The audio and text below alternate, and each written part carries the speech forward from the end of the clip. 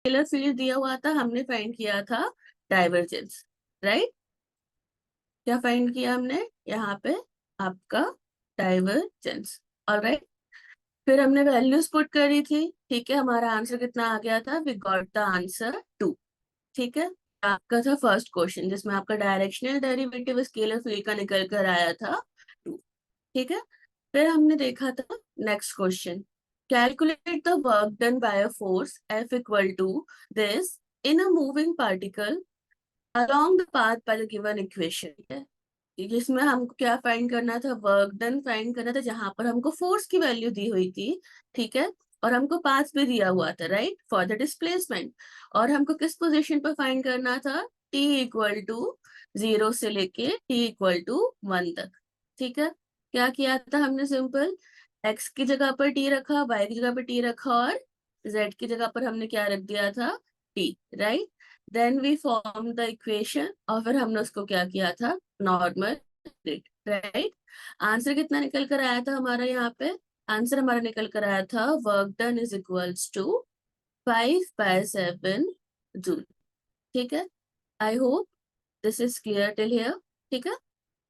चलो next question देखते हैं। नेक्स्ट क्वेश्चन हमने देखा था, using the divergence theorem proof करो कि surface integral of A is equals to.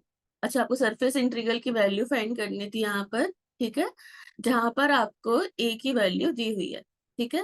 और सरफेस कौन सा है यहाँ पर? सरफेस हमारे यहाँ पर स्फेयर था, जिसका रेडियस था 8 यूनिट, ठीक है। तो हमको पता है by divergence theorem surface integral किसके बराबर होता है? Divergence of A of the volume integral, ठीक है। तो हमने सिंपल क्या कर दिया था यहाँ पे? हमने डाइवर्जेंस ऑफ ए निकाला। वॉल्यूम हम यहाँ पे किसके निकालेंगे थे? स्फेयर था, इसलिए हमने वॉल्यूम ऑफ स्फेयर निकाला था, विच इज 4/3 πr क्यूब, ठीक है। वैल्यू पुट की, वी सॉल्व इट, तो हमारा जो आंसर था वो आंसर निकल कर आया था 429101। किसी ने चेक किया था बाद में कि नहीं किया? मैंने कहा था ना कुछ कि एटलीस्ट एक बार आंसर क्रॉस चेक कर लिया करो, ठीक है। खुद से सॉल्व करोगे थोड़ा सा, क्या कहते हैं, दिमाग भी चलेगा and you will feel better also, ठीक है। चेक किया था, गुड, ठीक है। चलो आगे देखते हैं।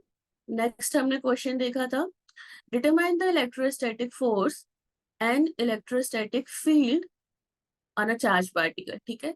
ए पार्टिकल पर हमने बी पॉइंट से और सी पॉइंट से इलेक्ट्रोस्टैटिक फोर्स निकाला था और इलेक्ट्रोस्टैटिक फील्ड निकाला था, ठीक है।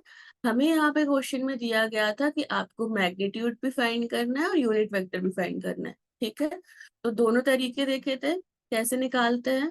सिंपल था, जब भी हम कूलम्स लॉ लगाते हैं, अगर हम डायरेक्शन नहीं लिख रहे हैं तो वो उसका मैग्नीट्यूड होता है। बट अगर आप यूनिट वेक्टर लगा के डायरेक्शन लिख रहे हो तो आपको वहां एक यूनिट वेक्टर इंक्लूड करना पड़ेगा, ठीक है।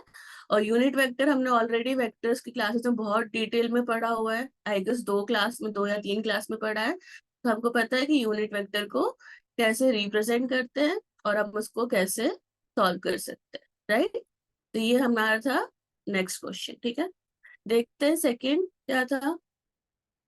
फिर हमने देखा था, explain the with the help of diagrams what spherical and cylindrical symmetric charge distribution are, ठीक है। तो स्फेरिकल और सिमेट्रिक चार्ज डिस्ट्रीब्यूशन क्या होता है? सिंपल, स्फेरिकल ये बोलता है कि आप किसी भी एक्सिस पर उसको रोटेट कर दो तो उसकी सिमेट्री चेंज नहीं होगी, ठीक है, या उसके चार्ज के पोजीशंस चेंज नहीं होगा, इसलिए वो स्फेरिकल सिमेट्री होता है।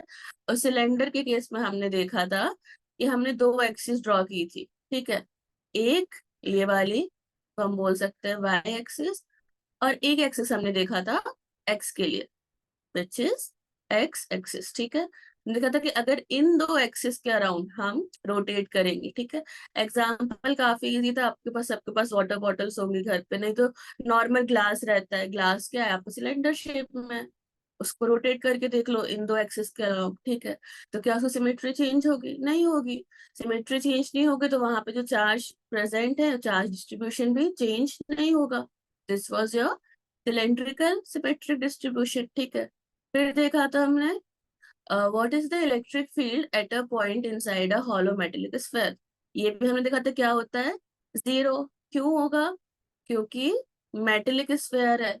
हमने रबड़ की बॉल देखी है, बस रबड़ की जगह हटा के वो मेटल की बॉल बना दो। सपोज करो कि ये चांदी की बॉल है, ठीक है, बट बॉल के अंदर कुछ नहीं है।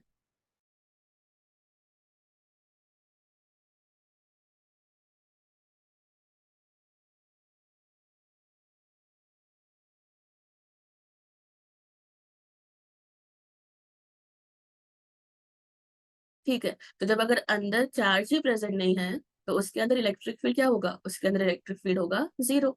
ये था थियोरेटिकल कॉन्सेप्ट। और अगर फिजिक्स के कॉन्सेप्ट से निकालना है तो हमने वो भी देखा था, किससे निकाला था हमने? गॉस लॉ से, जो बोलता है surface integral of electric field is equals to q by epsilon naught, where